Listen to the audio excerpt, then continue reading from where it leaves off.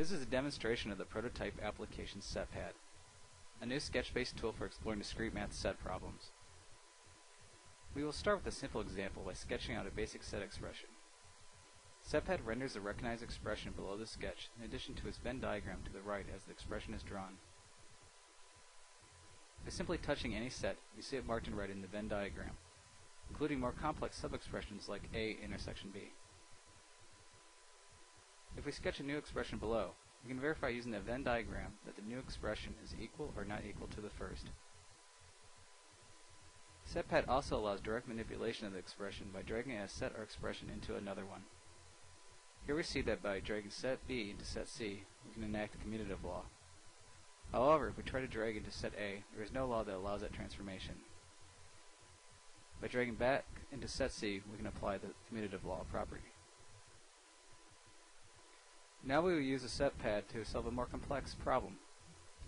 Here we will use a tool to solve the following problem from arbitrarily chosen sets.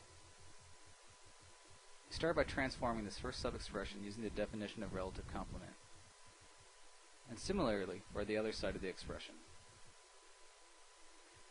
Using the commutative laws, we can then rearrange the expression to put the complement of set A first in the expression, and likewise do for the other side.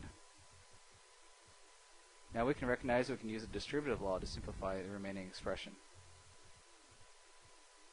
Once again, we'll rearrange the terms using the commutative law. Lastly, we'll transform it back into a relative difference, thus concluding the proof. It's also important to be able to solve from the right-hand side of the equation. So let's do that now. We'll sketch the right-hand side, transform it using the definition of relative complement, and rearrange the terms using the commutative law. Now we can distribute the complement of set A over the expression.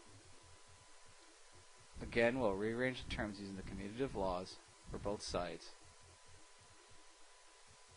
Lastly, we'll transform them using the definition of relative complement to conclude the proof.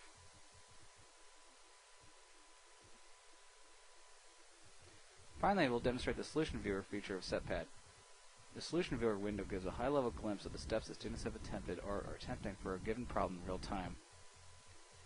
This can be used by both students and teachers alike, as students can see their own progress, and instructors can monitor the progress of the class and identify trouble areas. Here we see the steps that we just used to solve the previous problem with both branches, as well as what set laws were used to get to each step.